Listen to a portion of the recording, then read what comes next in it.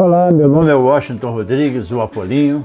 Trabalhei 20 anos na Rádio Globo, em 2 etapas, e tenho saudade do período que passei lá, dos companheiros, dos amigos, uma baita de uma empresa que hoje está aí comemorando mais um aniversário, e neste último 2 de dezembro, e com certeza outros virão aí de tanto êxito e sucesso. Eu cheguei na Rádio Globo em 1969. O Valdir Amaral era o comandante da equipe de esportes e eu trabalhava na Rádio Nacional na época. Cada rádio tinha um repórter só. Na Rádio Globo era o Denis Menezes e eu era na Rádio Nacional concorrente dele. E o Valdir Amaral me convidou e ele lançou a primeira dupla de repórteres do rádio brasileiro. Eu e Denis fizemos a dupla Os Trepidantes. Esse nome Os Trepidantes foi batizado pelo Celso Garcia, que também batizou o microfone, que era o Apolinho. Foi o nascimento do Apolinho, que coincidiu com a missão Apolo, né? Aquela que os astronautas foram à Lua e tal, e usavam na intercomunicação deles o microfone que a Rádio Globo adquiriu. E aí, por iniciativa também do Celso Garcia, o microfone passou a se chamar Apolinho. Tinha Apolinho 1, era o meu, e tinha Apolinho 2, que era do Denis. Não sei porque o meu passou para mim, o Apolinho passou para mim. Eu registrei e estou com esse até hoje, né? O show do Apolinho, virei o Apolinho. E o Denis, curiosamente, não teve esse problema, porque os próprios colegas, o Valdir dizia assim, lá vai o Washington Rodrigues com o seu Apolinho, que é o seu microfone Apolinho. E o Geraldino ouvia aquilo e talvez por o Washington ser difícil, ele dizia, seu Apolinho, seu Apolinho. E os colegas aí começaram a me chamar de seu Apolinho, pegou o Apolinho e ficou. Eu registrei, até hoje estou com ele. É uma história, né? A Rádio Globo tem uma história, assim como a Rádio Tupi tem uma história. As pessoas sonham trabalhar na Rádio Tupi, sonham trabalhar na Rádio Globo, como sonhavam trabalhar lá em São Paulo, na Jovem Pan, na Bandeirantes. Porque são empresas que, através de não são empresas jovens, né? Construíram uma história. A Rádio Globo é uma baita de uma empresa, pertence ao conglomerado de comunicação fantástico, né? E é uma empresa que realmente dá ao funcionário, ao comunicador, ao repórter, ao noticiarista, enfim, a todos que trabalham lá, amplas condições de trabalho. E isso facilita a tua vida. Você pode ser bom, mas você precisa de um microfone bom, você precisa de condições boas para trabalhar, né? Ninguém faz milagre, você não consegue. Você sai de uma rádio, eu tenho essa experiência, outros colegas tiveram também, de trabalhar em emissoras que não tinham tanta potência, não é potência no transmissor, não, potência de empresa. E a gente passava muita dificuldade para poder realizar o trabalho. Então, as estruturas de rádios como a Rádio Tupi, como a Rádio Globo, facilitam muito a vida do profissional. Então, a gente, você vê, você está aqui hoje nos visitando, está conhecendo o estúdio novo da Rádio Tupi, que é o que é de mais moderno em rádio do planeta, nada parecido com isso. Então, você se sente até motivado para tentar fazer além daquilo que você sabe, e é o mesmo caso da Rádio Globo, hoje também modernas instalações, moderníssimas instalações lá na Rua do Russo, e que os colegas que estão lá trabalhando fazem o possível também para com alegria passar para o ouvinte a satisfação de trabalhar numa empresa desse porte. Eu não tive dificuldade nenhuma, porque a vida inteira, é curioso isso, o repórter tem apenas que reportar, ele não tem que opinar. A vida inteira eu fui subordinado, eu sempre opinei, além de fazer as matérias, eu opinava sobre elas. Várias vezes fui repreendido por isso e tudo, e até tinham razão os meus chefes que faziam isso, mas eu não conseguia me livrar disso. E na Copa do Mundo de 78, na Argentina, nós estávamos no lobby do hotel, batendo papo, e estava o presidente da CBF, o almirante Heleno Nunes, na época, e eu estava trabalhando com o Zé Carlos Araújo na Rádio Nacional.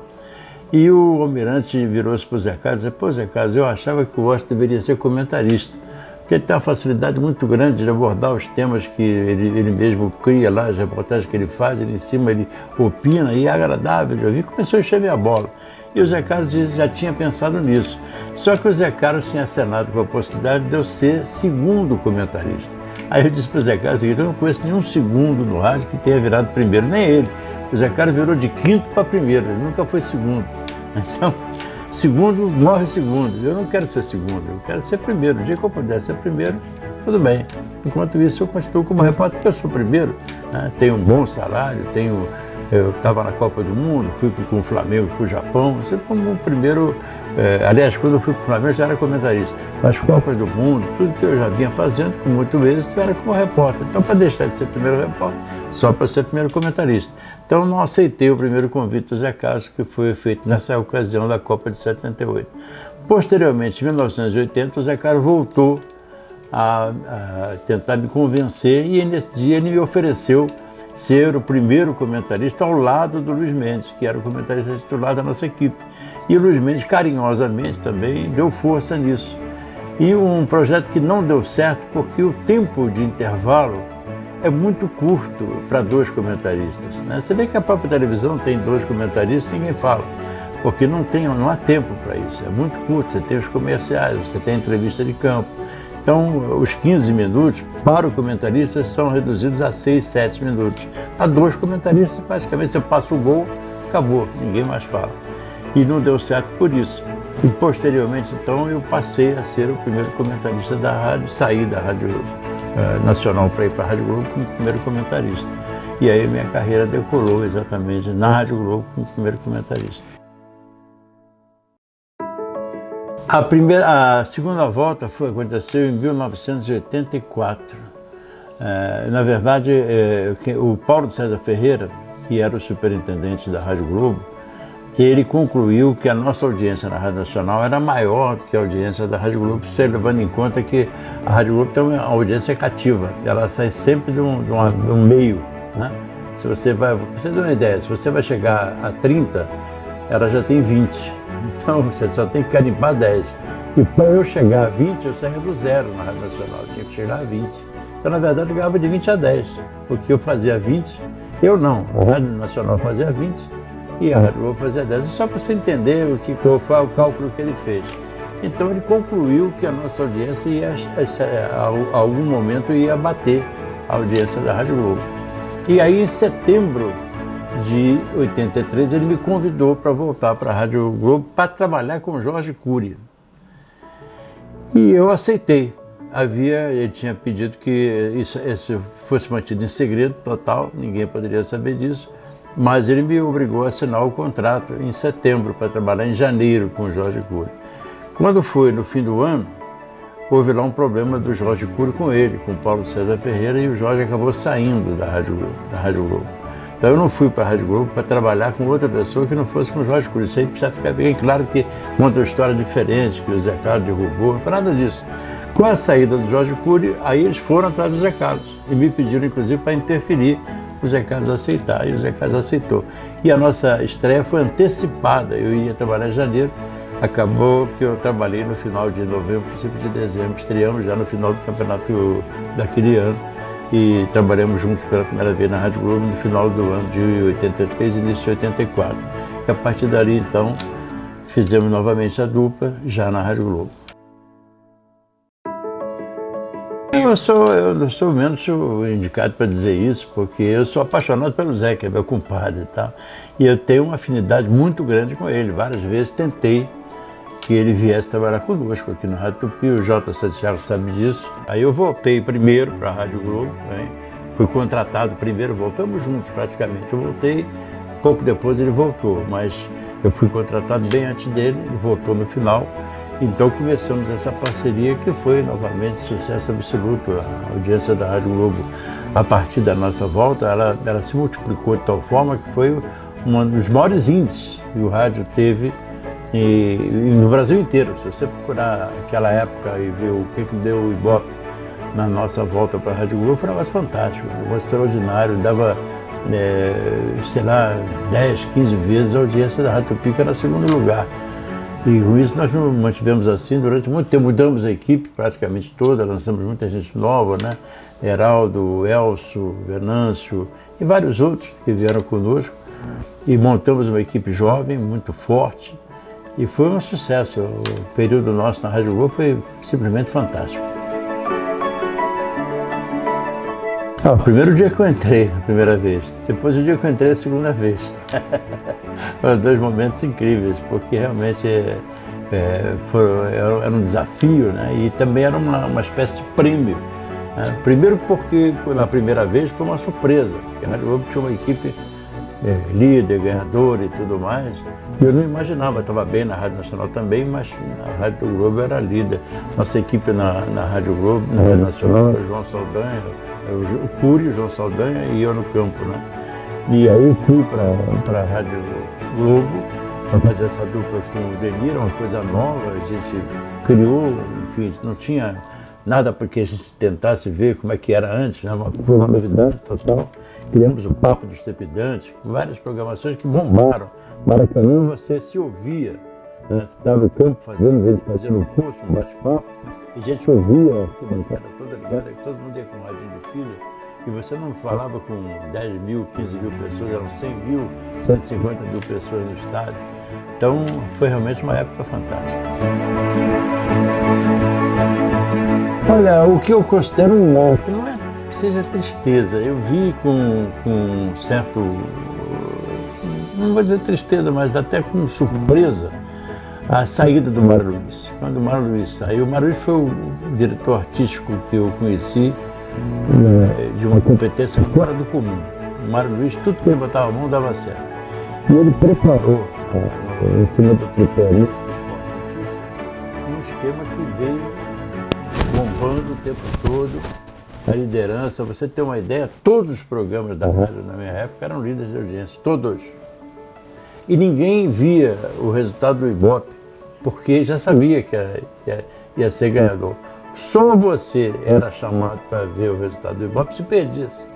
E quando perdia, o cara já estava sabendo que estava praticamente fora. E ninguém perdia. A rádio era ouvida de ponta a ponta, disparada, com muita facilidade. E o Mário Luiz, ao sair, eu me lembro disso perfeitamente, porque ele veio trabalhar aqui, inclusive, na Rádio Tupi depois, e ele dizia, se não mexerem, se deixarem no piloto automático, essa liderança não vai acabar. Mas, infelizmente, as pessoas que assumiram tinham outras ideias, mexeram nisso. Acho que não fizeram bem feito, porque a história da rede não funcionou. E isso aí tirou da rádio. Eu tive conversando, eu tive convite para voltar para a Rádio Globo, me reuni lá com o Rubão na época e tudo. E falamos francamente sobre o que eu achava dos problemas, e uma das coisas que eu via era a descaracterização da Rádio Globo. A Rádio Globo estava no consciente do ouvinte. Quando havia um acontecimento na rua, chegava o amarelinho da rádio. A primeira coisa que eu disse para ele, eu falei, vocês estão despersonalizando a rádio. Por quê? Porque quando você olha um acidente na rua e chega o amarelinho, ele é branco. E está escrito CBN. Então não é mais o amarelinho, e nem a Rádio Globo. É excelente, você sou ouvinte da CBN também. Mas não é a Rádio Globo. Eles conseguiram, uma tentativa evidente, e é justo que se faça isso, que se procure melhorar, mas eu acho que acertaram o alvo. E depois tentaram ainda consertar, e você mexe demais e aí desanda o morro. Foi o que aconteceu a meu juízo. Eles perderam muito tempo tentando consertar uma coisa que visivelmente não dava certo. Essa história, eles vão fazer a rede porque a televisão é a rede. E a televisão se dá muito bem com isso, mas é diferente. Você passa um filme, o filme vai para o Brasil inteiro. A vigilância é o segredo da liderança. Você tem que estar. Você não pode comemorar eternamente o seu sucesso se você não olhar, porque o adversário é muito forte. Nós não estamos ganhando de um adversário qualquer. Nós estamos ganhando de um adversário muito forte. Então, esse período que nós vivemos aqui, nós trabalhamos mais em cima das falhas dele. Eu acho até que a nossa vitória, com todo o mérito que cada um dos colegas tem, a minha equipe tem, eu tenho, também tem muita coisa dos erros que eles cometeram. Me desculpem eu estar falando isso, mas falo porque eu gosto da Rádio Globo, eu tenho amigos fantásticos na Rádio Globo, torço para eles, não para me ganhar, mas que eles encontrem o caminho e venham fazer o jogo mais duro, e se ganharem, parabéns, faz parte, né? A gente não está aqui, sabe, Tupi primeiro e acabou. Não é isso não. Pode acontecer a virada, pode acontecer, será normal. Isso um dia pode acontecer, né? Já tivemos, a própria Rádio Globo não era líder lá atrás. A vinda do Valdir Amaral para lá que fez com que ela se superasse, ela ganhou da própria Continental, que em esportes era imbatível. Ela veio para ganhar. A Rádio Nacional, que vinha atrás ainda, que era fantástica, imbatível, e foi batida. Então, o líder existe até para ser batido também. E as metas têm que ser essas. As metas dos colegas da Rádio Globo devem ser de bater. E a nossa meta é permanecer em primeiro lugar. A nossa briga é para isso. Fechamos o ano agora, um ano de ponta a ponta na liderança do Show do Apolinho. E eu espero repetir isso em 2015. Mas já fiz uma reunião, vou entrar de férias, para não deixar a peteca cair, achando que está ganhando não, porque se bobear, perde.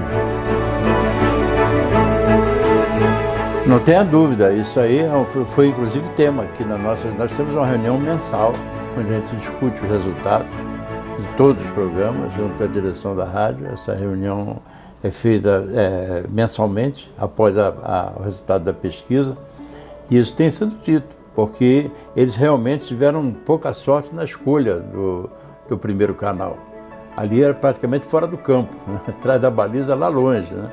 Agora não, agora estão. Embora eu acho que eles tivessem feito isso em outra ocasião, talvez fosse melhor, porque a 98 primeiro tinha um público cativo muito bom, que é totalmente diferente do público da Rádio Globo.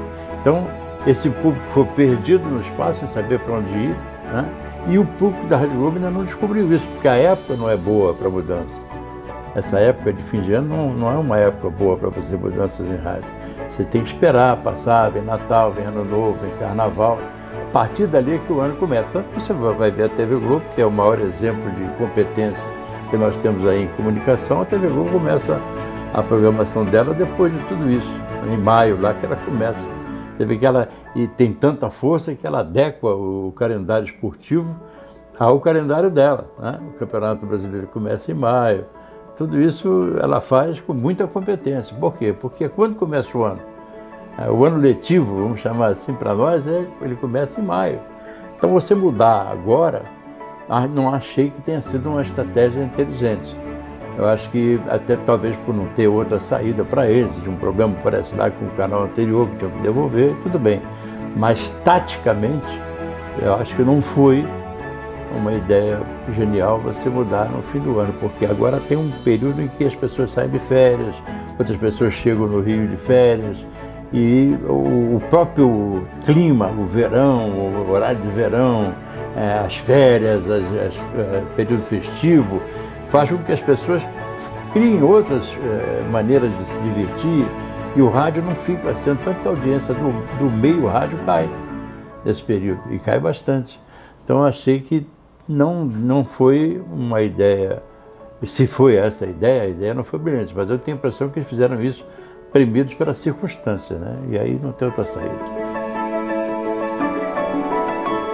Olha, eu repito, foi a era do Mário Luiz, foi uma era formadora, né? E nós temos aí vários companheiros, todos os companheiros que estão aqui hoje já passaram lá, inclusive eu e tantos outros. Era realmente uma formadora, não só de opinião, como também de profissionais. Hoje eu acho até que a Tupi, ela promove mais, ela renova mais do que a Globo. Tanto que se você pegar a equipe da Globo, sei lá, deve ter uns 60%, 70% de ex-colegas nossos aqui. O jornalismo, no esporte, sai daqui para lá. Nós não conseguimos trazer ninguém de lá para cá, levando de cá para lá. Porque a Rádio Tupi tem essa característica de usar muito os jovens. Na minha equipe, por exemplo, eu não tenho ninguém com acima de 24, 25 anos, a exceção é o Mr. Binho, o Marcos Vinícius, porque foi a única maneira que eu consegui para trazê-lo para cá. Ele só no esporte ele não teria como compor o salário dele, porque ele já é um cara pronto, é um cara fora de série. Então, para compor o salário dele, foi necessário que ele tivesse uma outra função. Aí eu concordei em tê-lo no Show do Apolinho para poder fortalecer o salário dele. E me dei muito bem, porque ele é sensacional. Mas normalmente eu trabalhava com jovens e meninas. E todas elas sem nenhuma experiência anterior, né? E todas elas que passaram por mim aqui saíram daqui bem-sucedidas. Só saíram daqui porque foram para outras atividades melhores. Mas se prepararam dentro do programa não só para ser produtoras e tudo mais, e repórteres, etc., mas também para tudo, para a vida, né? E com isso, várias estão aí hoje em agência de publicidade, enfim, trabalhando em outras áreas e ganhando muito mais. Mas isso foi se renovando. Esses 15 anos de Show do Apolinho, vamos fazer 16 agora em fevereiro, eu tive aqui um elenco, sei lá, de, umas quase 100 pessoas que passaram por aqui no jornalismo, no esporte e na produção tudo jovem, tudo saindo da faculdade, vindo em busca de espaço. E isso é uma constante aqui na Rádio Tupi. A Rádio Globo, como a Rádio Tupi, são rádios populares, né? São rádios que falam a linguagem do povão. Então ela participa, ela faz parte do dia a dia daquele trabalhador que sai de casa às 4, 5 horas da manhã para trabalhar, e leva a marmita com ovo frito em cima, aquele negócio todo. Da mesma forma que a Rádio Tupi, quer dizer, a nossa disputa é sempre na mesma área. A gente trabalha em cima desse povão, e como o SBT faz com muita inteligência também. O SBT esquece a audiência da TV Globo, eles não se preocupam com isso, eles se preocupam em massificar, né? O Silvio lá vendeu o negócio do baú dele, aquelas coisas dele, e em cima do povão, a programação toda em cima do povão. E você sabe que as classes menos favorecidas, infelizmente, são a maioria. Então, se você quer brigar por audiência, você tem que brigar por esse público. E esse público é muito fiel à rádio, até porque tem mais dificuldade de acessar outras mídias, como a internet, etc. E isso sustenta a audiência de rádio. Não, eu acho que não. Eu acho que, me desculpe, meu querido Pereira, meu irmão querido, sou apaixonado por ele por mim. Se fôssemos homossexuais, teríamos casado, mas essa DNA foi muito forte. Eu não tenho. Às vezes, você vai voltar para sua casa. Minha casa é no Recreio dos Bandeirantes. A rádio é meu trabalho, a Rádio Tupi é meu trabalho, como a Rádio Globo foi meu trabalho, como a Rádio Nacional foi meu trabalho, a Rádio Guanabara foi meu trabalho, hoje Bandeirantes, a Rádio Veracruz foi meu trabalho. E meu trabalho, eu trabalho aqui, posso amanhã voltar a trabalhar na Rádio Globo. Isso nada impede, já tive essa oportunidade, infelizmente nesse meio tempo, nesses 15 anos, já foram 3 ou 4 vezes que nós nos reunimos, não foi por nada demais, a não ser por problemas profissionais, que a gente não teve condições de realizar esse novo projeto. Mas nada impede, eu sou um profissional de rádio, eu trabalho na Rádio Tupi com muito amor, me dedicava lá e me dedicava na Rádio Nacional. Eu sou rádio, eu fiz rádio, jornal e televisão, trabalhei em todas as televisões, todas, de ponta a ponta, das TVs abertas. Não trabalho em TV fechada, não trabalhei ainda como profissional, só como convidado. Mas as TVs abertas, TV Globo, TV Tupi, TV Manchete, TV Rio, TVE, CNT, Record, todas, trabalhei em todas, como profissional. Então, todas me deixaram boas lembranças, como a Rádio Globo me deixou ótimas lembranças. Eu, um dia, eu já estou com 78 anos, eles lá têm um limite de idade, que eles até iam pular para me contratar recentemente, mas eu sei que tem outros valores lá mais jovens e competentes que vão levar a Rádio Globo para frente. Mas se eu tivesse que voltar a trabalhar, eu voltaria com maior tranquilidade e com maior carinho. Mas, repito, minha casa é no Recreio. Meu DNA é do meu pai, da minha mãe, da minha avó. Existe, lógico, porque você tem que falar com a maioria. O Flamengo é a maioria. Assim como você vai para São Paulo, é o Corinthians. Você pega a TV Globo, 90% do tempo estão falando em Corinthians, porque eles precisam daquele público de São Paulo. E quem faz rede tem que se preocupar com o Flamengo e o Corinthians. O Flamengo aqui, o Corinthians lá, é a massa. Isso aí é evidente, isso aqui é uma casa de negócio. O departamento comercial precisa todo fim do mês parir a importância X para poder sustentar isso tudo funcionando. E lá é a mesma coisa. Então, não é que torça para o Flamengo ganhar, mas se o Flamengo ganhar, é melhor para o jornal, é melhor para a rádio, é melhor para a televisão, é melhor para todo mundo. Quando o Flamengo vence, é bom para todo mundo. O Botafogo vencer é bom para todo mundo. O Fluminense vencer é bom para todo mundo. O Vasco vencer é bom para todo mundo. Agora, se o Nacional de Medellín vem aqui e bate no Flamengo, é ruim para nós. Se bate no Corinthians lá, é ruim para nós também. Nós vivemos da massa, isso aqui você precisa falar com a massa torcedora.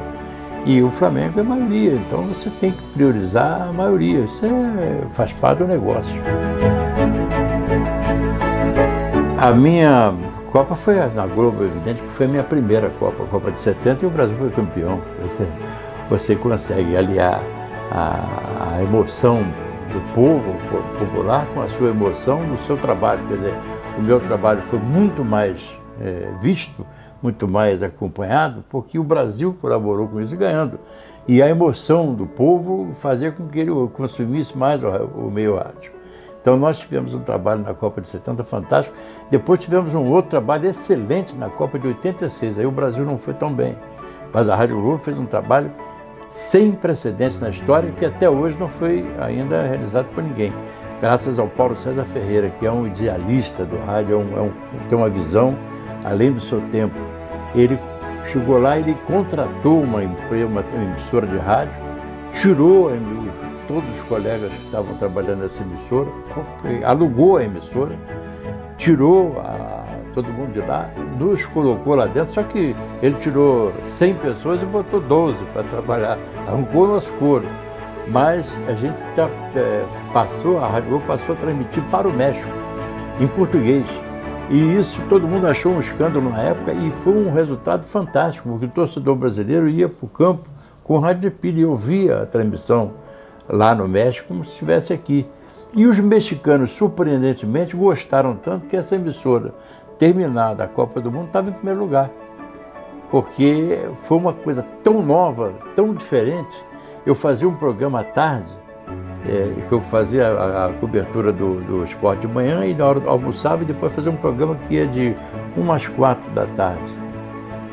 Roberto Carlos e Julio Iglesias. Quando eu acabei esse programa, ficou fila na porta da rádio, de gente pedindo para a gente ficar, para a gente continuar, para o programa não acabar. Então foi realmente um gol de placa, um gol de bicicleta do Paulo César Ferreira. Haroldo de Andrade fazia o programa de lá, né? Toda a programação era feita, quando era a parte que era feita do Brasil, era retransmitida lá. E uma parte da programação era feita de lá, em homenagem aos mexicanos. Foi um sucesso estrondoso, sem precedentes. É que eu não sei porquê, isso não tem repercussão até hoje. Pouca gente sabe disso. Porque foi realmente um negócio inacreditável. Paulo César teve uma visão assim, espetacular, de futuro. Imagina você, um prédio, se esvaziar, sai todo mundo, não ficou ninguém, só o porteiro. Aí entra a gente e começa a fazer a rádio funcionar. Um duro danado, rapaz, você não tem ideia. E não era parte do dia, não, 24 horas. E você tendo que alimentar aquilo. Negócio assim, fantástico, né? Negócio extraordinário. Pedro Costa era o nosso coordenador de tudo isso, né? Enfim, Haroldo de Andrade, o Afonso Soares, a gente trabalhava, mas olha, quando terminou a Copa, o Paulo César Ferreira, na última semana, ligou para mim e para o Zé Carlos e disse: olha aqui, vocês vão fazer o que agora? Não, estou mandando a mulher de vocês para ir e vocês vão passear agora por minha conta. Aí mandou, a gente foi para Miami, fui passear. Né? Então ele sabia recompensar também. O Paulo César Ferreira é um extra-sério, é o Pelé desse negócio aí. Eu acho que o rádio tirou grande partido da internet e hoje ele se multiplicou em função dela. Você ouve o show do Apolinho, você ficar aqui comigo de tarde, você ouve, você vê mensagem de todo lugar, brasileiros pelo mundo afora assistindo o programa. Jogo de futebol, então, é incrível. As transmissões de futebol, tem gente, eu mesmo assisti, o ano passado assisti aquele episódio, o ano passado retrasado, quando durante um jogo do Flamengo, que eu estava em Orlando, ouvindo pelo rádio que aconteceu um desabamento na Avenida Rio Branco, alguma coisa assim. Quer dizer, tudo aquilo eu acompanhei ouvindo a Rádio Tupi pelo iPhone. Então hoje a internet veio ajudar, não veio prejudicar. Claro, sim. O que acontece? A gente não se preocupou de rejuvenescer a audiência. Isso é um problema. Você pega a Rádio Nacional, por exemplo, a média dos ouvintes da Rádio Nacional é acima de 70, 80 anos. A Rádio Nacional não se preocupou com isso, ela deixou um vácuo. Então, quando ela fala, está sempre falando dos anos de ouro, não sei o que e tal, e tem um hiato, tem um espaço que ela não se preocupou em reconstruir a audiência dela. E o rádio em si também não está fazendo isso. A gente não tem uma programação voltada para os mais jovens. Os meus netos, eu tenho uma netinha de 2 anos, ela fica com o iPad o dia inteiro na mão, galinha pintadinha, não sei o que e tal. É dali para frente, e ela vai crescer assim, jornal. Essa garotada não está lendo, entendeu? Você repara que as coisas vão mudar E as pessoas não estão percebendo isso, né? Essa geração que está chegando agora vai lá na frente ter um outro tipo de comportamento completamente diferente. Isso é um problema. Mas o rádio está lá, é disponível para elas. É preciso que a rádio force essa ligação, tenta fazer essa interligação com esse público mais jovem. Porque não tem, se você olhar a nossa programação, uma programação da Rádio Globo, ela não fala com jovem. Ela não fala com 14, 15 anos, ela não fala. Só fala no futebol. No futebol ela fala. Aí o futebol, que atinge todas as idades, todos os tipos de pessoas, todas as classes, é outra coisa. Mas na programação normal, não há uma preocupação de falar com o mais jovem. E isso aí é ruim, porque você vai ver que a audiência vai ficando cada vez mais difícil. O próprio índice, o nível de audiência do rádio, ele é menor do que deveria ser, entendeu? Ele é fantástico, mas deveria ser muito mais, 2, 3 vezes mais do que é hoje. Eu não consigo entender isso. Antigamente você vê o seguinte, quando falta a luz no estádio hoje, está todo mundo com o celularzinho ligado. Você não vê uma rádio de pilha na mão de ninguém, mas o celular pega também o futebol. Então você tem que habituar o cara a usar o rádio no celular, usar no computador, onde ele estiver o rádio companheiro. Agora, isso precisa de uma ação das direções das emissoras no sentido de procurar falar com essa gente. Eles são pequenininhos, mas eles vão crescer. Quer dizer, a gente não tem essa preocupação. Não tem, eu também não tenho. Porque eu preciso ganhar. Esse aqui é como um time de futebol. Eu tenho certeza que se eu não for líder, eu vou levar os bags, não tenha dúvida. A rádio programa você, te dá as condições para você ganhar. Você perde, você tem que explicar porque perdeu. Para isso é que tem essa reunião mensal. Então, para não correr o risco, eu não consigo, eu não mexo muito. Eu botei o Robertão para tentar atingir, tanto que ele é irreverente, tanto que ele fala palavrão, para ver se eu consigo chamar a atenção do mais jovem. Mas mesmo assim, não é nada significativo que possa me trazer uma audiência que mude isso. Eu acompanho faixa etária, eu acompanho masculino ou feminino, eu preciso ter um público feminino maior no meu programa. Eu trabalho na ordem de 60% masculino, 40% feminino. Eu queria um pouco mais, 45% feminino. Eu precisava ter um público mais jovem. E esse público mais jovem eu achei que o Robertão poderia trazer, e traz. Mas não é o suficiente. Eles precisavam ter algo mais com que eles pudessem se interessar em ouvir, além do Robertão, além da sacanagem, da brincadeira, da piada. Precisa ter alguma coisa séria que fizesse com que eles se interessassem em ligar a rádio. Vamos ouvir por quê? Não vou ouvir porque vai, enfim, sei lá. Eu já pensaram em tudo, até em fazer um programa especial sobre videogame, que também não acho que seja a solução, porque videogame os caras vão lá, sabem tudo, e em 10 minutos você não tem o que ensinar para eles. Mas alguma massa de informação que pudesse vir atingir essa juventude, essa garotada. Não é nem é mais embaixo um pouquinho. Quando começa a chegar a 10, 11, 12 anos. Veio um menino aqui essa semana, acompanhado do pai, filho de um anunciante nosso, e ele levou um susto quando viu aquilo funcionando e se apaixonou. Aí mandou um desenho para mim depois, uma fotozinha dele. Ele fez o pai dele e ele juntos na rádio e tal. E ele começou agora, aí eu mandei um alôzinho para ele. Ele já reclamou no dia seguinte porque eu não mandei. Então, ele já ligou o rádio, entendeu? Foi um impactozinho só ali. Então, por que a gente não faz isso de forma mais... Eu tinha dado uma ideia aqui também na rádio, da gente fazer ações nos colégios, lá embaixo. Fazer caderno, lápis, tudo com a propaganda da Rádio Tupi, dar, enfim, radinho de sintonia fixa para presentear o garoto, para você tentar trazer essa meninada, porque isso vai fazer falta. Não só para Tupi não, para todos. Daqui a pouco vai fazer falta. Haroldo de Andrade. Porque era fora de série, era o Pelé da história. Haroldo foi realmente fantástico. Mas tivemos outros grandes comunicadores na Rádio Globo. O Paulo Giovanni foi fantástico. O Paulo Barbosa, que hoje está aqui conosco, foi fantástico. Paulo Moreno foi fantástico. Valdir Vieira foi fantástico. Zarif foi fantástico. O time era um timaço, mas o Haroldo era fato era o Papa.